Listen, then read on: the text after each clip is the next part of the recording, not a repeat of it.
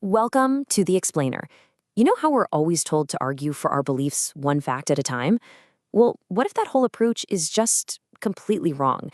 Today, we're diving into the pretty radical idea from theologian Cornelius Van Til, who basically argued that you can't defend a single brick, you have to present the entire fortress of belief all at once. So let's just jump right in with the big one, maybe the most foundational question for Christianity. It's the central claim, right? The event that pretty much everything else hinges on. But what if answering yes to this question isn't actually the point? And this is the exact problem Van Til is getting at. He argues that to a non-believer, a miracle like the resurrection isn't proof of anything divine. It's just a weird event, an anomaly. You know why? Because an isolated fact on its own has no real power without a worldview, a whole system of thought that gives it meaning. So he proposes this totally different strategy. Forget about defending the individual bricks. You have to defend the entire fortress. It is an all-or-nothing game. And we're about to see exactly how this thing is built. All right, so here's our roadmap for building that fortress. We're going to start with the main idea, then lay the foundation with his concept of God, and then see how everything, from humanity to history, is built right on top of it, creating this one giant, interlocking, inseparable system. Okay, first things first, we really need to get our heads around this fundamental shift. It's a move away from debating individual pieces of evidence and a move toward presenting this massive, comprehensive philosophy that basically claims to explain, well, everything. For Van Til, the absolute non-negotiable starting point is that Scripture isn't just a book with some religious rules or stories. No, it's a total philosophy of history and reality. He calls its information an inextricable whole, which is a fancy way of saying you can't just pick and choose. You can't separate its moral teachings from what it says about the nature of the entire universe. So where does an all-encompassing system like this even begin? Well, it starts with its absolute foundation, a very specific, very non-negotiable definition of God. Seriously, everything else we're about to talk about either stands or falls based on this one single concept. The very first pillar of this foundation is a concept called aseity. Now, it sounds complicated, but it's pretty simple. It just means God is completely independent. He wasn't created. He doesn't need anything else to exist. He is, in philosophical terms, the one uncaused cause. And this flows directly into the second pillar, immutability. I mean, think about it. If God is totally self-sufficient, like aseity says, then it makes sense that nothing outside of him could possibly influence or change him. So his nature and his character are understood to be absolutely constant, unchanging. And the third pillar is infinity. This means God isn't playing by the same rules of reality that we are. He exists outside of time, which makes him eternal, and he exists outside of physical space, which makes him omnipresent. It's not that he's in the universe. It's more like the universe is in him. Now this is where it gets really interesting. Look at how these divine attributes are split up. On the left, you've got the incommunicable attributes. These are the things that make God utterly unique. Humans can never have these.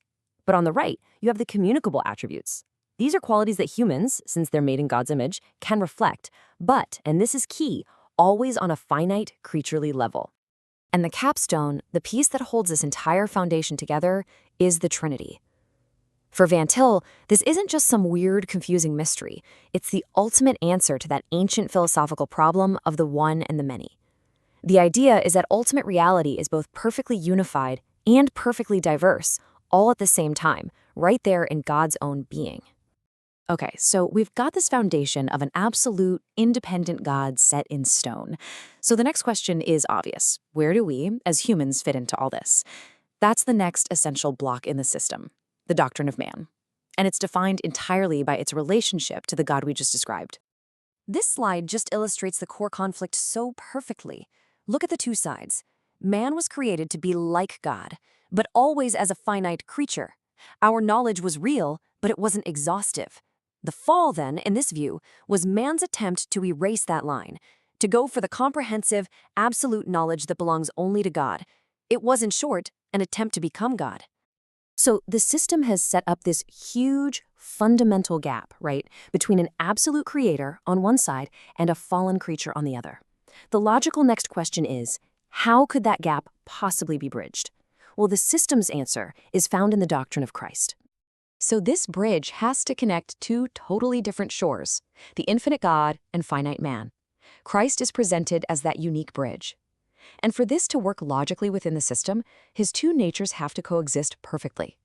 These phrases you see here are almost like the engineering specs for the bridge. Without confusion or change, protects God's side, while without division or separation, makes sure man's side is truly and fully connected. And now we hit a crucial stress test for the entire system. Think about it. If God is truly absolute and independent as the foundation demands, can he be dependent on a human's choice for salvation? Van Til says, absolutely not. Because if a human's decision is the final determining factor, then the infinite God suddenly becomes dependent on the finite creature. So to keep the system logically consistent, he concludes salvation has to be entirely God's plan in action, the position we know as Calvinism. Okay, so far the system explains God, man, and salvation. But remember, the claim is that it explains everything. So let's zoom out and look at the final pieces, how it accounts for the purpose of the church and the meaning of all human history.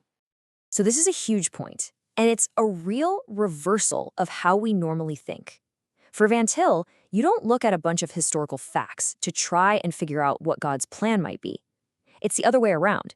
You have to start with God's revealed plan, his interpretation, and only then can you understand the ultimate meaning behind the facts of history. The interpretation actually comes before the facts. And that brings us to the completed structure. Now that we've assembled all the major components, we can finally step back and see the central takeaway of this entire way of thinking. So here it is, the finished building. You can see this unbreakable chain of logic, right? An absolute God requires a dependent man. That relationship, when it's broken, requires a very specific kind of bridge. And that bridge, in turn, dictates how salvation and all of history have to unfold. Every single piece is locked in place by the one that came before it. And this right here, this is the core principle of what's called presuppositional apologetics. It is not a buffet where you can pick and choose which beliefs you like. If you try to change the foundation, that very specific, absolute concept of God, the entire structure just collapses. It has to be accepted or rejected as a single, complete, non-negotiable package. Which leaves us with a pretty profound final question.